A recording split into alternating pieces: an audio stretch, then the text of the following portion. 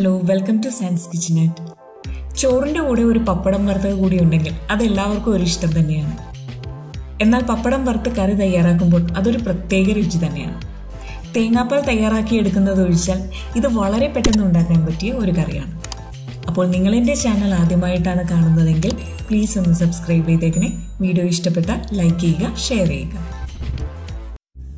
പപ്പടം കറി തയ്യാറാക്കുന്നതിന് ആവശ്യമായ ചേരുവകൾ ഞാനിവിടെ എടുത്തു വെച്ചിട്ടുണ്ട്.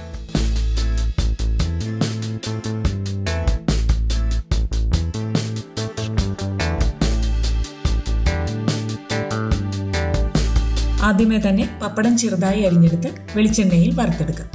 ഞാനിവിടെ 3 പപ്പടമാണ് എടുത്തിരിക്കുന്നത്.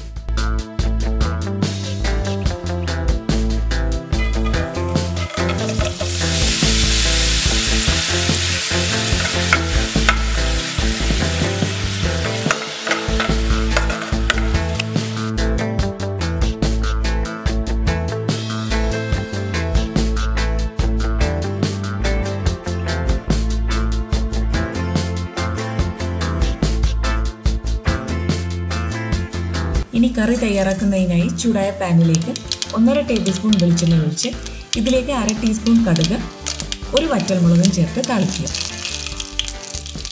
ഇനി ഇതിലേക്ക് 10 ചെറിയ ഉള്ളി അരിഞ്ഞത് ചേർത്ത് ഒന്ന് വഴറ്റുക.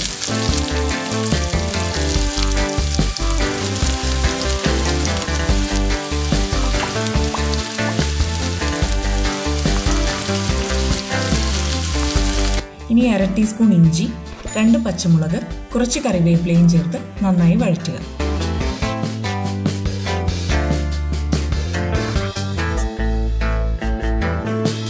ഇനി ഇതിലേക്ക് 1/4 ടീസ്പൂൺ മഞ്ഞൾപ്പൊടി, 1 ടീസ്പൂൺ കാശ്മീരി മുളക് പൊടി, 1/4 ടീസ്പൂൺ മല്ലിപ്പൊടിയും കൂടി ചേർത്ത് പൊടികളുടെ പച്ചമണം മാറുന്നത് വരെ വഴറ്റുക.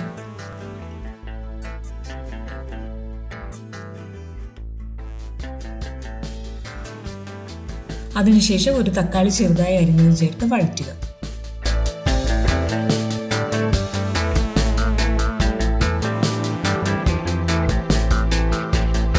ഇതിലേക്ക് ആവശ്യത്തിന് ഉപ്പ് കൂടി ചേർത്ത് നന്നായി വഴറ്റിയെടുക്കുക. അപ്പോൾ തക്കാളിയെല്ലാം നന്നായി വഴന്നു വന്നിട്ടുണ്ട്. ഇനി ഇതിലേക്ക് 1/4 കപ്പ് തേങ്ങാപ്പാൽ ചേർത്ത് ഇളക്കി യോജിപ്പിച്ചു കൊണ്ടേയിരിക്കുക.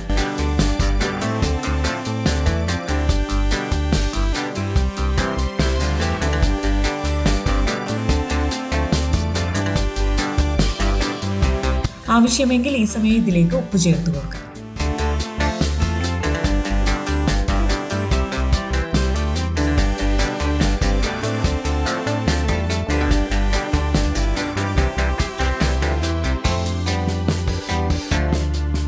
ഇനി ഇതൊന്ന് ചെറുതായി തിളച്ചു വരുമ്പോൾ ഇതിലേക്ക് വറുത്ത് വെച്ചിരിക്കുന്ന പപ്പടം ചേർത്ത് 1 മിനിറ്റ് ഒന്ന് ഇളക്കി യോജിപ്പിച്ച് അല്പം കറിവേപ്പില കൂടി ചേർത്ത് കൊടുത്താൽ വളരെ രുചികരമായ പപ്പടം കറി തയ്യാറാകും.